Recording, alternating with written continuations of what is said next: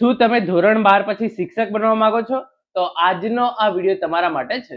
નમસ્કાર મિત્રો, સ્વાગત છે તમારું HNGU સ્ટડી પોઈન્ટ યુટ્યુબ ચેનલના એક નવા વિડીયોમાં.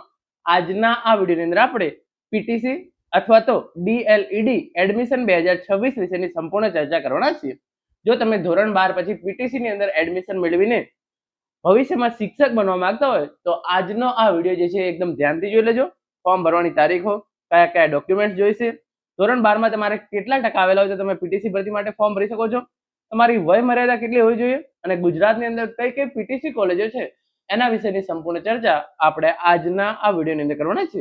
વિડીયોના અંતમાં હું તમને એકદમ શોર્ટની અંદર તમામ ઇન્ફોર્મેશન આપીશ. એ પહેલા આપણે જે જાહેરાત આવી છે ઓફિશિયલ એ જોઈ લઈએ. તો તમે જોઈ શકો છો તારીખ 21/6/2026 ના રોજ ન્યૂઝપેપરની અંદર આ જાહેરાત જે છે આવી છે. પ્રાથમિક શિક્ષણ નિયામક શ્રીની કચેરી, કેન્દ્રીય પ્રવેશ સમિતિ પ્રાથમિક શિક્ષણ ડિપ્લોમા સને 2026-27 ના પ્રથમ વર્ષ પ્રાથમિક શિક્ષણ ડિપ્લોમા ડીએલઈડી પીટીસી પ્રવેશ અંગેની જાહેરાત. તો પીટીસી એડમિશન માટે જે છે એ ફોર્મ ભરવાનું શરૂ થયું છે. તો અહીંયા જે પ્રમાણે ઇન્ફોર્મેશન આપેલી છે એ પ્રમાણે તમે જોઈ શકો છો. રાજ્યમાં આવેલ એનસીટીઈ દ્વારા માન્યતા પ્રાપ્ત સરકારી બિન સરકારી અનુદાનિત અને સ્વનિર્ભર અધ્યાપન મંદિરો જિલ્લા શિક્ષણ અને તાલીમ ભવનોમાં ગુજરાતી હિન્દી ઉર્દુ મરાઠી અને અંગ્રેજી માધ્યમમાં ચાલતા 2 વર્ષના પ્રાથમિક શિક્ષણ ડિપ્લોમા ડીએલઈડી અભ્યાસક્રમોમાં પ્રવેશ મેળવવા ઈચ્છતા ઉમેદવારોએ ઓનલાઈન વેબસાઇટ ptc.dpegujarat.in આ વેબસાઇટ છે તમે ખાસ ધ્યાન રાખજો.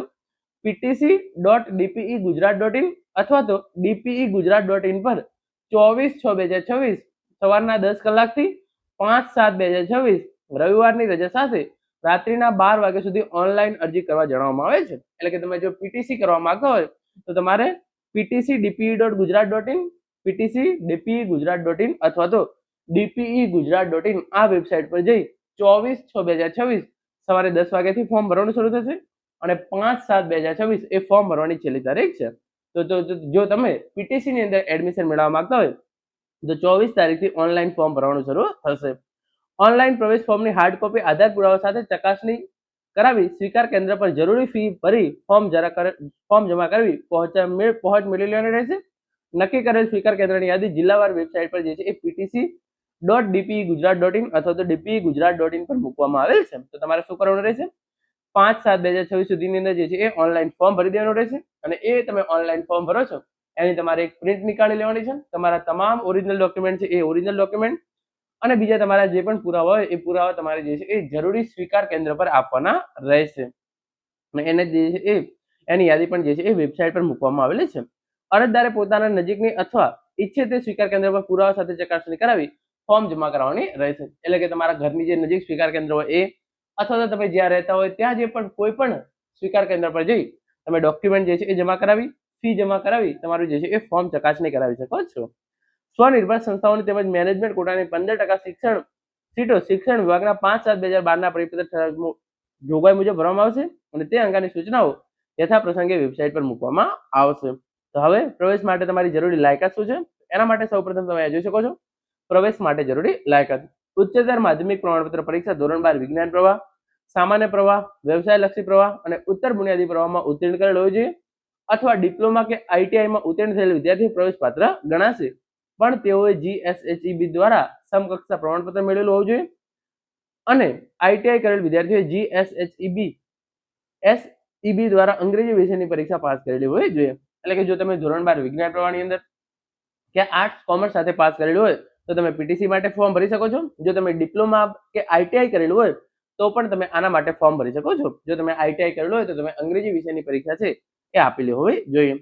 પ્રવેશ માટે તમારે ધોરણ 12 ની અંદર કેટલા ટકા આવેલા હોવા જોઈએ? તો પ્રવેશ માટે લઘુત્તમ ગુણ ઉમેદવારે ધોરણ 12 માં નિયત પ્રવાહની પરીક્ષામાં કુલ ગુણમાંથી ઓછામાં ઓછા 50% ગુણ મેળવેલા હોવા જોઈએ.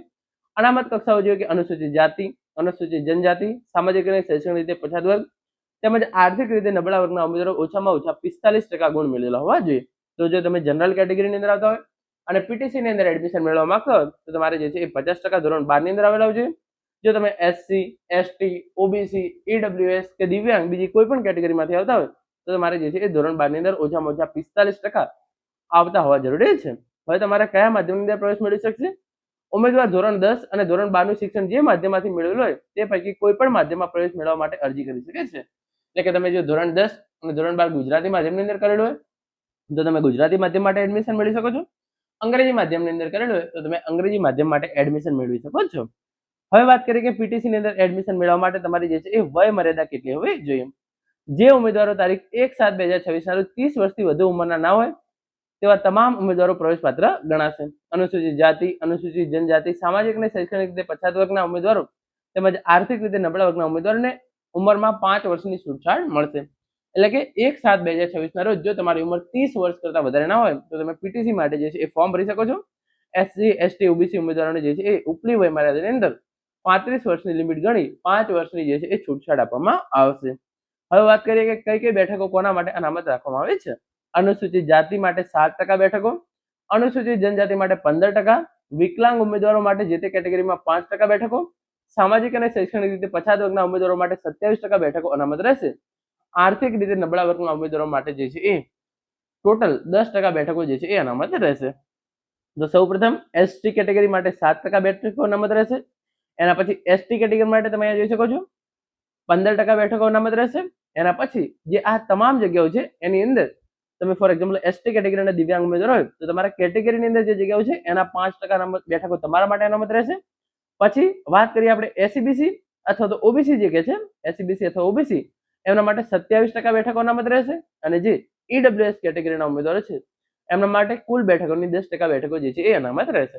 એસસી માટે 7%, એસટી માટે 15%, એસસીબીસી અથવા ઓબીસી માટે 27%, ઈડબ્લ્યુએસ માટે જે છે એ 10%. અને જે આ તમામ બેઠકો અનામત છે એની અંદર જો તમે દિવ્યાંગ કેટેગરીના ઉમેદવાર હોય તો તમારી જે આ 10% છે એના 5% તમારા માટે, 7%ના 5%, 15%ના 5% અને 27%ના 5% બેઠકો છે એ દિવ્યાંગ ઉમેદવારો માટે અનામત રાખવામાં આવશે. આગળ આપણે વાત કરીએ કે કઈ કઈ જે છે એ કોલેજોની અંદર એડમિશન તમને મળવાપાત્ર રહેશે. વર્ષ 2026-27 માટે ડીએલએડી અભ્યાસક્રમ ચલાવતા એનસીટીઈ ની વેબસાઇટ પર માન્યતા સંસ્થાઓની યાદી જાહેર હોય તેવી સંસ્થાઓએ ડીપી ગુજરાત.gov.in પર પીટીસી વિભાગમાં મૂકેલ નિયત પત્રકમાં માહિતી ભરી કચેરીના ઈમેલ પર જે છે એ 30/6/2026 સુધીમાં જો પ્રવેશ પ્રક્રિયાની અંદર ભાગ લેવા ઈચ્છતા હોય તેમણે દરખાસ્ત મોકલી આપવાની રહેશે. રાજ્યમાં આવેલ એનસીટી માન્યતા પ્રાપ્ત તમામ સંસ્થાઓને લગત તથા ઉમેદવારોને પ્રવેશ સંબંધિત જરૂરી સૂચનાઓ નિયમો વેબસાઇટ પર મૂકવામાં આવેલ છે તથા જરૂરી માહિતી યથા પ્રસંગે વેબસાઇટ પર મૂકવામાં આવશે. તેથી ડીએલએડ પ્રવેશ પ્રક્રિયા પૂર્ણ ના થાય ત્યાં સુધી વેબસાઇટ જોવા માટે તમને વિનંતી કરવામાં આવેલી છે. તો આ પ્રમાણે કઈ કઈ કોલેજની અંદર તમે એડમિશન મેળવી શકો છો એની માહિતી જે છે એ વેબસાઇટ પર મૂકવામાં આવેલી છે.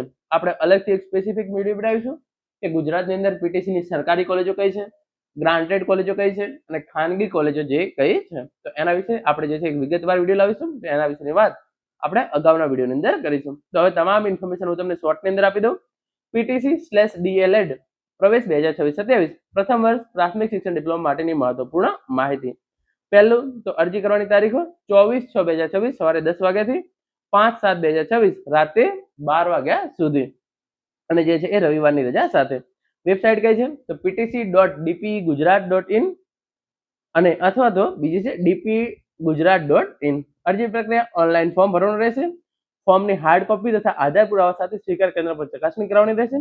જરૂરી ફી ભરી ફોર્મ જમા કરાવવું.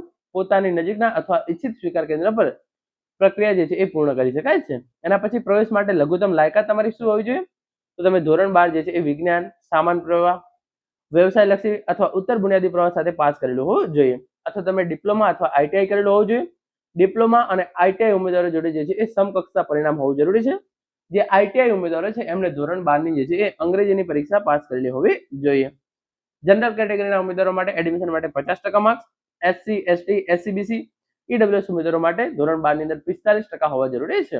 ગુજરાતી, હિન્દી, ઉર્દુ, મરાઠી અને અંગ્રેજી માધ્યમની અંદર તમે જે છે એ પીટીસી કરી શકો છો. જે માધ્યમની અંદર તમે ધોરણ 10 અને ધોરણ 12 ની પરીક્ષા પાસ કરેલી છે એમાંથી કોઈ પણ માધ્યમની અંદર તમે જે છે પીટીસી કરી શકો છો. આગળ આપણે વાત કરીએ વય મર્યાદા વિશેની તો 1/7/2026 ના રોજ તમારી ઉંમર જે છે એ 30 વર્ષ કરતા વધારે ના હોવી જોઈએ. એસસી, એસટી, એસસીબીસી અને ઈડબ્લ્યુએસ કેટેગરીના ઉમેદવારો છે એમને 5 વર્ષની છૂટછાટ મળવાપાત્ર રહેશે. એસસી કેટેગરી માટે 7%, એસટી કેટેગરી માટે 15%, એસસીબીસી કેટેગરી માટે 27%, ઈડબ્લ્યુએસ કેટેગરી માટે 10% અને દિવ્યાંગ ઉમેદવારો માટે જે તે કેટેગરીમાં 5% જગ્યાઓ જે છે એ અનામત રાખવામાં આવશે. સ્વનિર્ભર સંસ્થાઓમાં 15% મેનેજમેન્ટ કોટા અંગેની માહિતી વેબસાઇટ પર મૂકવામાં આવશે. એનસીટીઈ માની સંસ્થાઓ જે છે એ એડમિશન માટે માન્ય ગણાશે. વધુ સૂચનાઓ અને જે છે એ માહિતી માટે નિયમિત વેબસાઇટ ચકાસતા રહેવું. તો મિત્રો આ હતો આજનો આ વિડીયો, જેની અંદર આપણે પીટીસી એડમિશન વિશેની સંપૂર્ણ માહિતી મેળવી છે.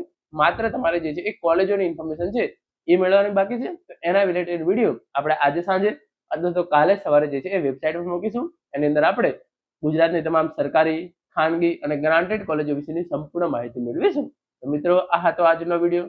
Thank you so much for watching.